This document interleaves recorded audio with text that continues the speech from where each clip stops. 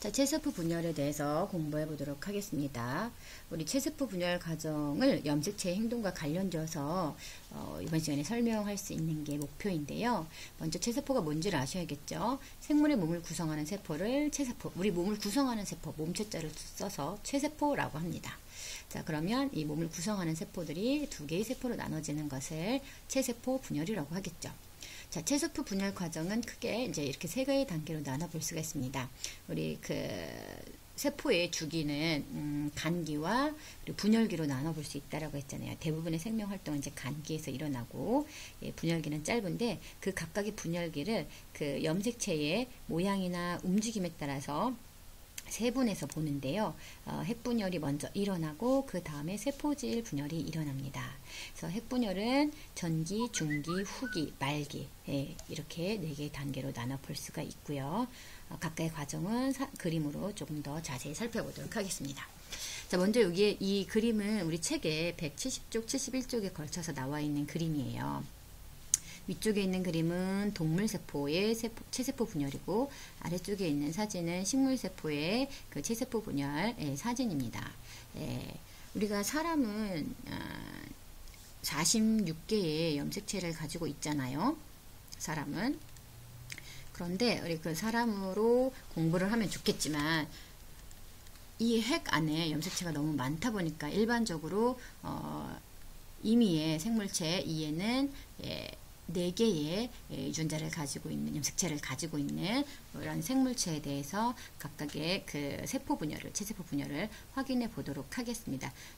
이 N은 4라고 하는 것을 우리가 핵형이라고 보통 표현을 합니다. 어떤 생물체의 핵형을 써라 그러면 이런 식으로 표현을 해요. 전체 개수고요. 얘는 상동 염색체의 개수예요. 똑같은 염색체가 2개가 있다는 거고, 얘는 이제 종류겠죠. 몇 종류? 2종류라는 얘기고, 여기서는. 그래서 보시면은 여기 이 빨간색이랑 이 파란색이랑 크기와 모양이 같죠. 이 둘이 상동 염색체예요. 그리고 여기는 작지만 크기와 모양이 같죠. 얘네 둘이 상동 염색체예요. 그래서 선생님이 이에는 4라고 쓴 거예요. 자, 일단 간기는 세포의 생명 활동 시간 동안 굉장히 긴 시간이고, 자, 이 간기의 특징은 핵이 관찰됩니다. 핵막이 있고 안에 인도 있고, 그리고 안에 유전자가 마구마구 이렇게 흩어져 있습니다. 염색 사의 형태로 있는 거죠. 이 시기에 이제 유전 물질을 복제하게 되는 겁니다. 원래 있던 양의 딱 2배를 복제하고 있는 그 시기가 바로 간기입니다. 그래서 우리 현미경 사진을 보면은 이런 식으로 전체적으로 붉은색이 퍼져 있죠. 염색 사의 형태로 있는 거고요. 자, 이제 분열기에 접어들게 되면은 핵막이 사라집니다. 다시 말해서 핵이 사라지는 거예요. 그러다 보니까 유전자가 소실될 수가 있겠죠. 그러면 위험하니까 막 흩어져 있던 것들이 막대 모양, 염색체의 모양으로 이쁘게 가지런히 배열이 됩니다.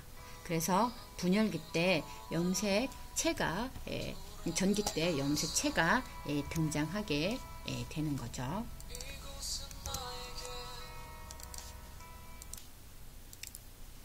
자, 그 다음에 전기 때 가면은 각각의 그 염색체가 보이게 되고요. 이 전기 때 핵막이 사라지면서 이제 핵이 사라진다라고 표현을 합니다. 자, 사진으로 식물세포 사진을 보면은 이렇게 염색사가, 염색체, 좀 굵직굵직한 염색체들이 보이죠. 자, 그 다음에 이제 중기 때. 중기 때는 가운데 염색체가 가운데에 배열됩니다. 이때 적도 배열한다라고 표현을 하거든요. 적도에 염색체들이 이렇게 배열이 되어 있습니다. 참, 그리고 전기 때 방추사가 생깁니다. 방추사가 조금씩 생겨서 중기 때 보면은 염색체를 끌고 갈 방추사들이 염색체의 요 짤록한 부분을 동원체라고 해요. 동원체에 이렇게 결합을 하게 됩니다. 자, 그리고 중기 때는 염색체가 가장 잘 보이는 시기라고 하거든요.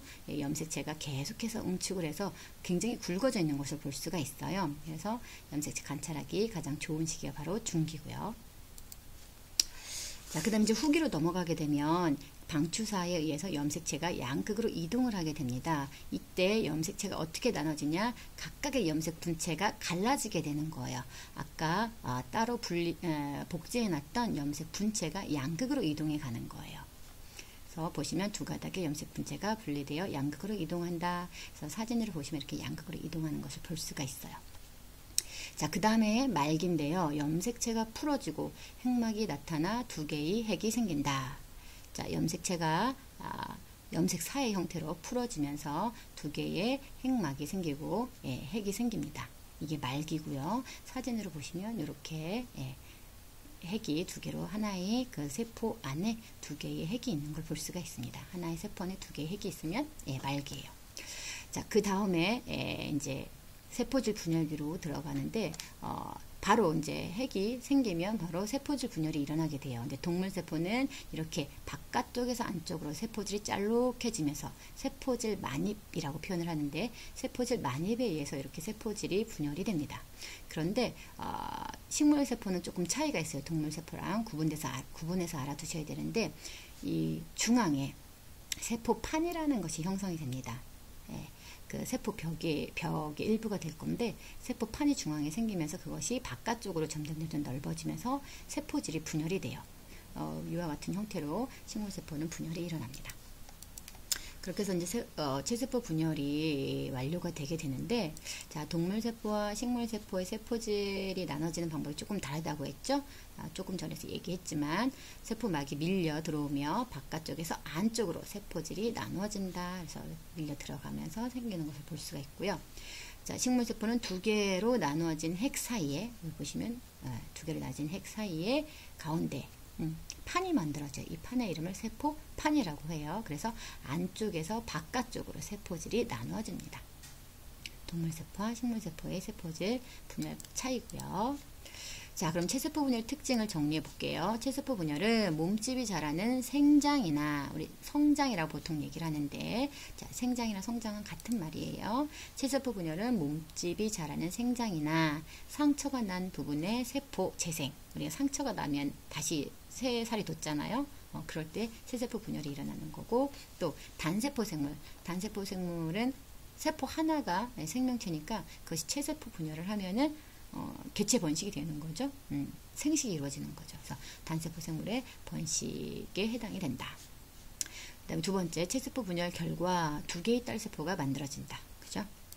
그 다음에 체세포 분열 결과 만들어진 딸세포의 염색체는 모세포의 염색체 수, 모양, 유전물질이 아주 동일합니다. 완전히 모세포와 똑같은 세포 두 개가 만들어지는 거죠. 자, 생장 보실게요. 자, 식물의 생장은 뿌리와 줄기의 생장점에서 길이 생장이 일어나고요. 또 형성층에서 부피 생장이 일어납니다. 동물은 어떨까요? 동물은 온몸에서 온몸에 있는 체세포에서 모두 일어나게 되는 거죠.